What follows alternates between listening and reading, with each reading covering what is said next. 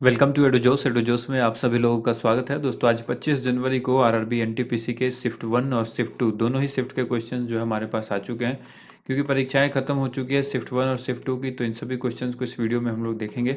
जितने भी क्वेश्चन पूछे गए हैं सभी क्वेश्चन 100% जेन्युइन ऑथेंटिक क्वेश्चन हैं जो एग्जाम में पूछे गए हैं। किसी क्वेश्चन की भाषा अगर चेंज है या उसमें कुछ और चीज़ जोड़नी चाहिए तो वो आप कमेंट करके हमें ज़रूर बताइएगा। इस वीडियो का पीडीएफ फाइल अगर आप लेना चाहते हैं तो हमारे एंड्रॉयड एप्लीकेशन पर ये पीडीएफ फाइल आपको अवेलेबल है, वहाँ से आप इसे ले सकते हैं। जो लोग चैनल से अब तक नहीं जुड़े हैं चैनल को सब्सक्राइब ज़रूर करें, साथ में बेल आइकन को प्रेस करके इसे एक्टिवेट कर लें ताकि आने वाली हर एक वीडियो का नोटिफिकेशन आपको सबसे पहले मिल सके। तो चलिए शुरुआत करते हैं। सबसे पहले हम लोग सेकेंड शिफ्ट की तरफ बढ़ेंगे, क्योंकि मॉर्निंग में हमने फर्स्ट शिफ्ट के क्वेश्चन बता दिए थे आपको। तो सेकेंड शिफ्ट के जो क्वेश्चन हैं वो इस प्रकार हैं। सबसे तेज मारक क्षमता वाली मिसाइल पूछी गई है कि कौन सी है। तो देखिए सबसे तेज मारक क्षमता वाली मिसाइल जो है फिर वो आपको आंसर करना होगा ब्रह्मोस। ठीक है। इसके अलावा देखिए अगर यहाँ पर क्वेश्चन पूछा गया था कि इब्न बतूता किसके शासन काल में आया था, तो मोहम्मद बिन तुगलक के शासन काल में इब्न बतूता आया था। अब देखिए कई सारे सवाल इससे रिलेट करके आपसे पढ़ने हैं आपको, जैसे कि हर्षवर्धन के शासन काल में कौन आया था। ठीक है, हर्षवर्धन के शासन काल में कौन आया था।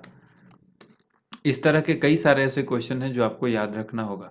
इसके अलावा याद रखना है आपको कि नमक सत्याग्रह से एक क्वेश्चन पूछा गया है। नमक सत्याग्रह किस वर्ष शुरू किया गया था, तो 1930 में शुरू किया गया था। न्यायपालिका की विशेषता पूछी गई है। तो न्यायपालिका की जो विशेषता है वो है पूर्णतया स्वतंत्र। ये भारत की जो न्यायपालिका होता है वो बिल्कुल पूरी तरह से कार्यपालिका से स्वतंत्र होती है, यानी जो सरकार है उससे न्यायपालिका स्वतंत्र होती है। ये आपकी इसकी जो है वो मुख्य विशेषता है। इसके अलावा क्वेश्चन पूछा गया प्रधानमंत्री कौशल विकास योजना से संबंधित। तो देखिए हो सकता है कि इससे रिलेटेड पूछा गया हो कि इसमें क्या किया जाता है, ये योजना कब शुरू की गई। प्रधानमंत्री कौशल विकास योजना, ठीक है, कौशल विकास योजना PMKVY, ये इस योजना का शॉर्ट नेम है। फुल नेम आपको याद रखना है प्रधानमंत्री कौशल विकास योजना। और इसमें जो है ना हर युवा को प्रशिक्षण दिया जाता है, कौशल प्रशिक्षण जिसको कहा जाता है, यानी वो युवा आगे चल के कोई उद्यम खोले। ठीक है, यानी कोई उद्योग का विकास करे, अपने अपने लिए औद्योगिक कोई ऐसी क्रांति लाए, तो उसके लिए उस तरह से जो है उसको इसकी पूरी ट्रेनिंग दी जाती है कौशल शिक्षा की। तो आपको ये याद रखना है। नेक्स्ट यहाँ पर क्वेश्चन पूछा गया योजना से, देखिए अक्सर सवाल पूछे जा रहे हैं, लगातार पूछे जा रहे हैं। स्वच्छ भारत योजना से संबंधित पूछा गया कि कौन से तथ्य सही है। और मान लीजिए कि देखिए एक क्वेश्चन दे दिया कि इनमें से कौन से तथ्य स्वच्छ भारत योजना से संबंधित है, और 4 तथ्य आपके सामने दे देगा। ठीक है, और इसमें से जो भी सही है, 3 ऐसी चीज़ें होंगी जो गलत होगी, और एक है जो स्वच्छ भारत योजना से संबंधित होगा। तो ये क्वेश्चन पूछा गया था। तो इसलिए हर एक चीज़ को डिटेल में आपको पढ़ना पड़ेगा। अनुच्छेद 368, देखिए ये रिपीट क्वेश्चन है। इससे पहले भी क्वेश्चन पूछा जा चुका है अनुच्छेद 368 के बारे में, वो बस उल्टा करके पूछा गया था। संविधान में संशोधन किस आर्टिकल के तहत होता है, तो फिर आंसर अनुच्छेद 368। आज ऐसे डायरेक्ट पूछ दिया गया है कि अनुच्छेद 368 से क्या समझते हैं आप, यानी इसके बारे में आपको बतलाना है। तो संविधान में संशोधन किया जाता है अनुच्छेद 368 के अंतर्गत। इनमें से कौन यूएन का स्थायी सदस्य, देखिए यूएन का तो पीछा ही नहीं छोड़ रहा है। यूएन यूनाइटेड नेशन जिसको कहते हैं, इससे कई सारे क्वेश्चन अब तक रेलवे के एग्जाम में पूछे जा चुके हैं, और कई क्वेश्चन ऐसे हैं जो बार बार पूछे जा रहे हैं। मोस्ट रिपीटेड क्वेश्चन हैं वो सारे। ठीक है, यानी वहाँ स्थायी सदस्य कितने हैं, स्थायी सदस्य कौन है, कौन अस्थायी सदस्य नहीं है। तो मतलब आपको याद तो रखना है कि 10 जो है वहाँ पर अस्थायी सदस्य होते हैं, और 5 जो है वो अस्थायी सदस्य होते हैं। इन्हीं को याद रखना है आपको। इसके अलावा जो भी क्वेश्चन बनता है इससे कम से कम इससे जो इस टॉपिक से सिर्फ इतने क्वेश्चन जो बनते हैं वो लगभग 10 से 15 क्वेश्चन आपसे पूछ देगा।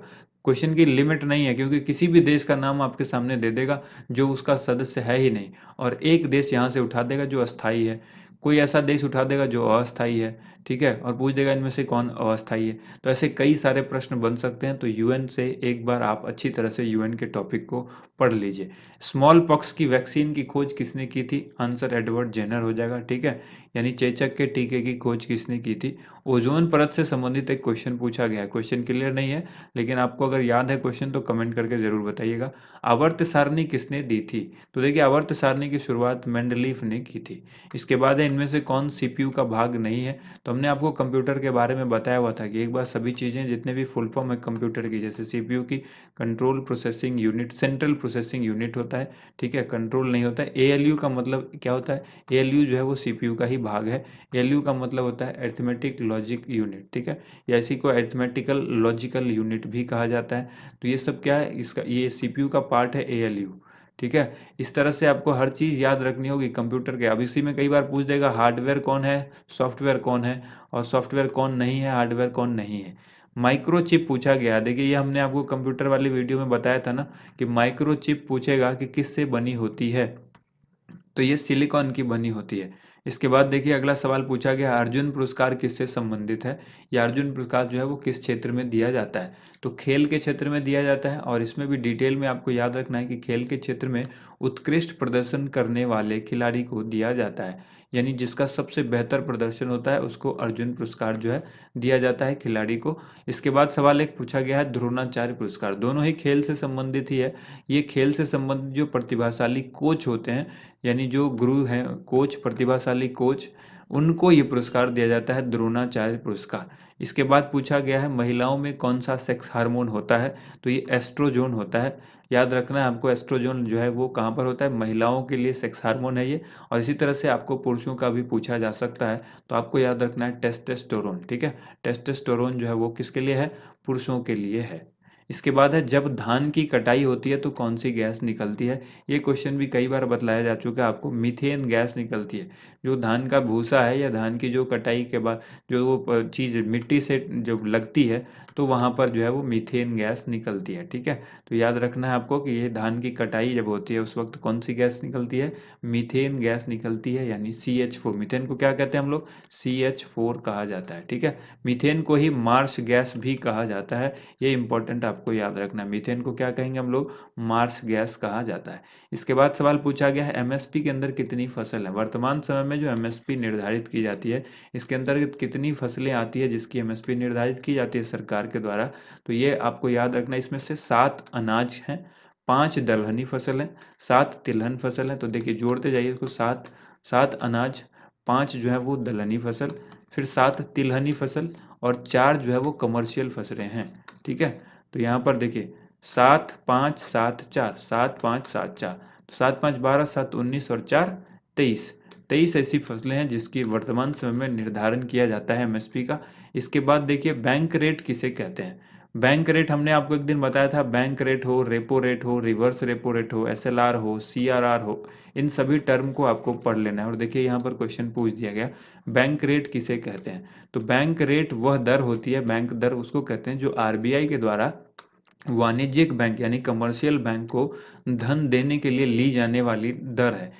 जैसे हम बैंक से लेते हैं तो हमें लोन के लिए हमें भी दर देनी पड़ती है ना, कोई रेट ऑफ इंटरेस्ट होता है वो हमसे लेता है बैंक। उसी तरह से जो बैंक किसी बैंक जो है वो जब आरबीआई से पैसे लेता है तो उस पर जो उसको जो दर डिसाइड की जाती है आरबीआई के द्वारा, वो बैंक रेट कहलाती है, यानी बैंक दर कहलाता है, ठीक है। तो ये सारे प्रश्न जो है वो फर्स्ट शिफ्ट सेकंड शिफ्ट में पूछे गए हैं। अब हम लोग फर्स्ट शिफ्ट के कुछ क्वेश्चन देख लेते हैं जो फर्स्ट शिफ्ट में क्वेश्चन पूछे गए। तो यहाँ पर देखिए पहला प्रश्न है, चंद्रगुप्त प्रथम के बाद शासक कौन बना था, समुद्रगुप्त।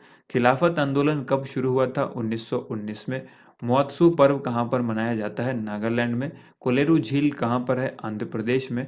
और देखिए फर्स्ट शिफ्ट में हमने आपसे कहा था कि आज हमारा बर्थडे है, और आपने हमारे बर्थडे पर जो हमने 40,000 लाइक का टारगेट कहा था उसके बहुत करीब आप लोग पहुंच रहे हैं। उम्मीद करता हूं जल्द ही आप वो 40,000 लाइक उस वीडियो पर ज़रूर करेंगे। थैंक यू सो मच उस वीडियो में उतनी लाइक आपको देने के लिए। सांची स्तूप किस राज्य में है, ये मध्य प्रदेश में है। नीला थोथा ब्लू विट्रियोल किसे कहते हैं, तो ब्लू विट्रियोल या नीला थोथा कॉपर सल्फेट को कहा जाता है, जिसका जो सूत्र है वो CuSO4 होता है। 2019 में भारत रत्न किसे मिला, प्रणब मुखर्जी, भूपेन हजारिका और नानाजी देशमुख, 3 व्यक्ति को मिला है। सवाल ये भी पूछा जा सकता है कितने व्यक्ति को मिला, तो 3 याद रखना है आपको।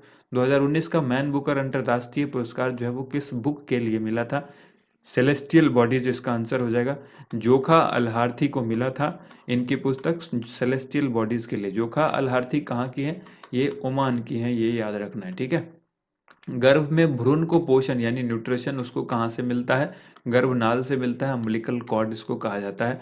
राष्ट्रपति पर महाभियोग किस अनुच्छेद में है, ये वर्णित है? तो अनुच्छेद 61 के अंतर्गत। इसके बाद 1919 में असेंबली बम जो है वो कहाँ पर फेंका, किसने फेंका था? भगत सिंह और बटुकेश्वर दत्त ने। नेक्स्ट यहाँ पर पूछा गया राष्ट्रीय मानवाधिकार आयोग के अध्यक्ष कौन बनते हैं?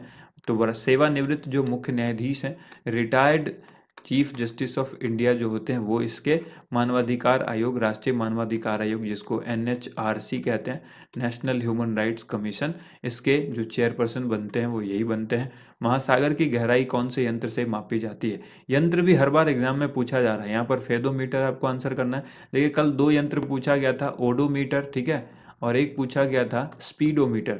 दोनों ही जो है वो गाड़ी से संबंधित था। जैसे ओडोमीटर है, क्या करता है, गाड़ियों में जब डिस्टेंस कैलकुलेट होती है, जब आप गाड़ियां चलाते हैं, कार हो या फिर बाइक हो, ठीक है, या ट्रक हो, जो भी हो, ये जब चलती है तो इसके अंदर एक मीटर लगा होता है जिसमें आपने देखा होगा किलोमीटर बढ़ता रहता है, तो वो ओडोमीटर के थ्रू होता है। और स्पीडोमीटर एक होता है जिससे गाड़ी की स्पीड का पता चलता है कि गाड़ी कितने किलोमीटर प्रति घंटे की रफ्तार से चल रही है, तो ये स्पीडोमीटर होता है। ये दोनों कल पूछे गए थे।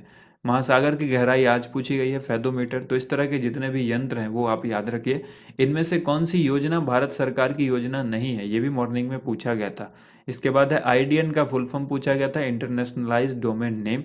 इसके बाद कुछ क्वेश्चन पूछा गया, इनमें से वोलेटाइल मेमोरी कौन है? तो रैम, जिसको रैंडम एक्सेस मेमोरी कहते हैं। और नॉन वोलेटाइल में याद रखिएगा, रोम जो है वो नॉन वोलेटाइल मेमोरी है, ठीक है। नॉन वोलेटाइल मेमोरी जो है वो कौन है? रोम है। इसके बाद अगला सवाल आपसे पूछा गया, 24वें तीर्थंकर कौन थे? तो महावीर। इसके बाद है कैलाश सत्यार्थी ने कौन सा मूवमेंट शुरू किया था? बचपन बचाओ आंदोलन शुरू किया गया था कैलाश सत्यार्थी के द्वारा। हड्डी से हड्डी को कौन जोड़ता है? लिगामेंट जोड़ता है। और इसी में आपसे सवाल पूछे कि हड्डी से मांसपेशी यानी मसल को कौन जोड़ता है? तो हड्डी और मांसपेशी को जो जोड़ता है, इसमें आपको याद रखना है टेंडन, ठीक है, टेंडन जोड़ता है। इसके बाद है ध्वनि की एसआई यूनिट पूछी गई है, डेसिबल, और इसको हम लोग डीबी इस तरह से लिखते हैं शॉर्ट फॉर्म में। नेक्स्ट यहाँ पर इनमें से कौन यूएनओ में नहीं आता है? और स्टेट काउंसिल वहाँ पर ऑप्शन दिया गया था। अगला सवाल देखिए यहाँ पर, ये जो सवाल पूछा गया है, काली 5000 भारत का गुप्त हथियार किसने बनाया? ये जो काली 5000 है ये एक प्रकार का गुप्त हथियार है, ठीक है। ये बनाया गया है भाभा एटॉमिक रिसर्च सेंटर यानी बार्क और रक्षा अनुसंधान और विकास संस्थान यानी DRDO, यानी बार्क और DRDO ने मिलकर इसको बनाया है, बार्क और DRDO ने। देखिए बार्क की स्थापना किसने की थी, ये बहुत इंपॉर्टेंट है, होमी जहांगीर भाभा, डॉक्टर होमी जहांगीर भाभा ने इसकी स्थापना की थी। ये भारत के बहुत महान साइंटिस्ट थे, इन्होंने इसकी स्थापना की थी। इसके बाद आपसे सवाल पूछा गया, सबसे 2 सवाल ऐसे भी पूछे गए हैं शायद कि इसमें कंफर्म नहीं आया अभी तक, सबसे बड़ा पावर प्रोजेक्ट कौन सा है? ये भारत का पूछा है या विश्व का पूछा गया है। नैनो टेक्नोलॉजी कब शुरू हुई, ये भी शायद पूछा गया है। तो इन सभी क्वेश्चंस को हमने इस वीडियो में देखा। अगर वीडियो आपको पसंद आई तो वीडियो को लाइक ज़रूर कीजिएगा, ज़्यादा से ज़्यादा वीडियो को शेयर कीजिएगा। And thank you so much, आप सभी लोगों ने मुझे बर्थडे विश किया, थैंक यू सो मच।